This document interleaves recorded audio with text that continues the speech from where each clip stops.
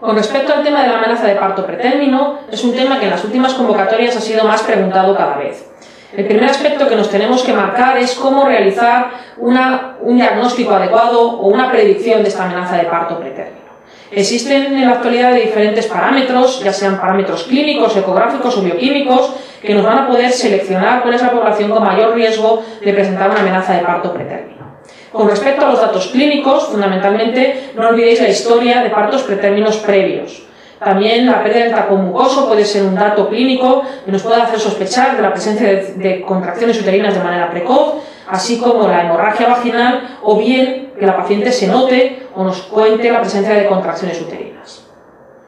Fundamentalmente estamos utilizando los marcadores ecográficos y de ellos el más importante, y de hecho, como veremos posteriormente en cuanto al algoritmo de manejo, la longitud cervical medida por ecografía es el parámetro que más utilidad nos está dando a la hora de manejar estas pacientes. Como veis en la diapositiva, os presentamos una imagen de una ecografía transvaginal en la que realizamos una medición de esa longitud ecográfica. Pero no solo debemos basarnos en la medición total del cervix uterino, sino que también tenemos que ver si asocian otras imágenes que también son altamente predictivas de amenaza de parto pretérmino, como es la imagen en embudo que tenéis a la derecha o de protusión de las membranas ovulares, que consiste en una dilatación del orificio cervical interno y a través de dicho orificio cervical interno vamos a ver cómo el líquido amniótico se mete y va a ir dilatando poco a poco ese cervix uterino.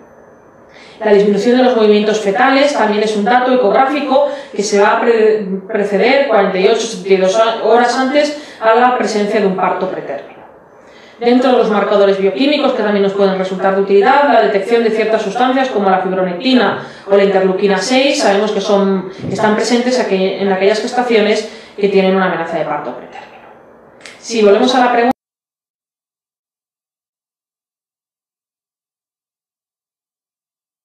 que os habíamos planteado, vemos que de ellos el que tiene mayor sensibilidad es esa longitud cervical por ecografía.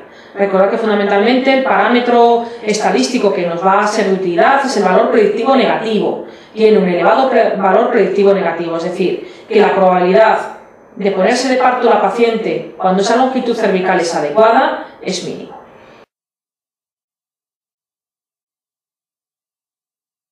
Con respecto al manejo de esa amenaza de parto pretérmino, que es lo que nos están planteando en este caso clínico, bueno, pues fundamentalmente el algoritmo que os proponemos es el que más os va a ser de utilidad a la hora de discernir qué hacer con estas pacientes.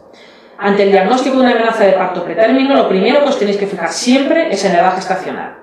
¿Por qué? Porque fundamentalmente recordad que a partir de la semana 34 de embarazo, momento en el que el feto alcanza espontáneamente la maduración pulmonar, no va a ser nunca preciso el tratamiento de esa amenaza de parto pretérmino, optando por una evolución espontánea, si la paciente se pone de parto perfecto y si no, pues que con el reposo relativo, cuanto más tiempo se prolongue esa gestación, mejor para nosotros. A partir por debajo de la semana 34 sí que son gestaciones en las que nos tendremos que plantear si es necesario o no realizar ese tratamiento.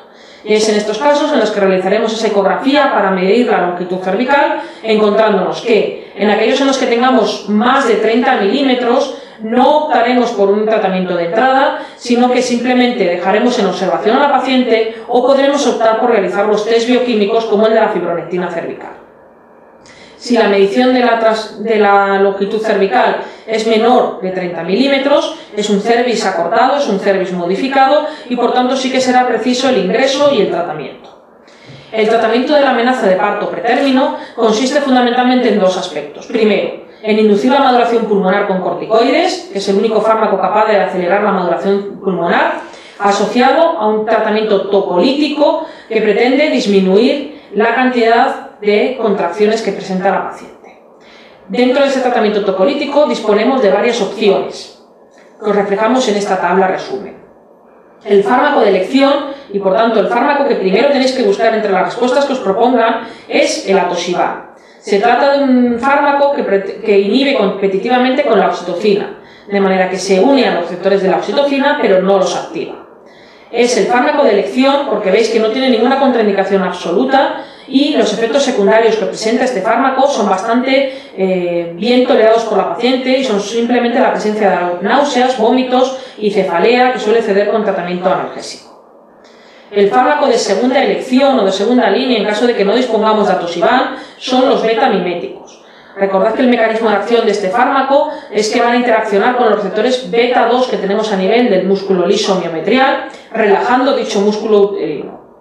El problema es que estos fármacos no disponemos de ningún fármaco específico de esos receptores beta 2 a nivel miometrial, con lo cual van a interactuar con otros receptores beta del organismo, dando lugar a gran número de efectos secundarios, los más importantes los que tenéis reflejados en la diapositiva, tales como taquicardia, vasodilatación, aumento de la permeabilidad vascular, hiperglucemia, temblor, etc. Lo cual hace que, aparte de ser un fármaco peor tolerado, existan pacientes que no deben utilizar este fármaco porque pueden desencadenar complicaciones graves como un edema agudo de pulmón. Dichas contraindicaciones las tenéis también reflejadas en la diapositiva. Las pacientes hipertensas, diabéticas, cardiópatas y portadoras de una placenta previa sintomática son contraindicaciones absolutas para la utilización de estos fármacos beta-agonistas. Como tercera elección, podemos plantearnos elegir entre los AINES, de ellos el más utilizado es la indometacina, o los inhibidores de los canales de calcio, el más utilizado es la nifedipina. Más o menos podríamos colocarlos a un mismo nivel. El mecanismo de acción de los AINES es sencillo, ya que estos son un fármaco que inhiben a la ciclooxigenasa, y la ciclooxigenasa está claramente implicada en la producción de prostaglandinas. Si no hay prostaglandinas, disminuye la dinámica uterina.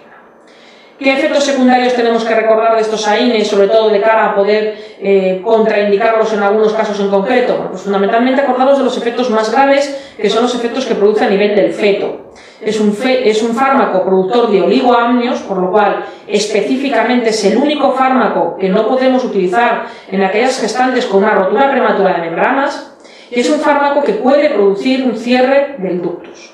En el neonato, que se cierre el ductus es algo fisiológico, pero en el feto no debe cerrarse, ya que nos produciría una grave descompensación de la circulación fetal.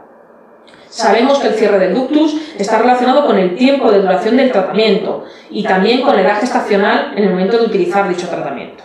Así, nunca utilicéis este tratamiento de forma prolongada, más allá de 72 horas, y sobre todo evitarlo en los fetos a partir de la semana 32, que son fetos más susceptibles al cierre de la endometacina. Y por último, estos inhibidores de los canales de calcio, si la célula no tiene calcio es incapaz de contraerse, y ya que estos bloquean la entrada de calcio, pues disminuyen la dinámica uterina.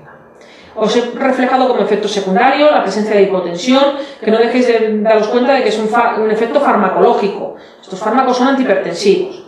Y no olvidéis lo que hemos repasado al principio de la clase con respecto a la tensión arterial de las embarazadas. Tienden a tener valores bajitos, con lo cual pueden tolerar muy mal este fármaco. Y como contraindicación específica las cardiopatías, ya que no es un fármaco cardioselectivo totalmente. Por tanto, ojo con estas pacientes que pueden tolerar mal estos fármacos.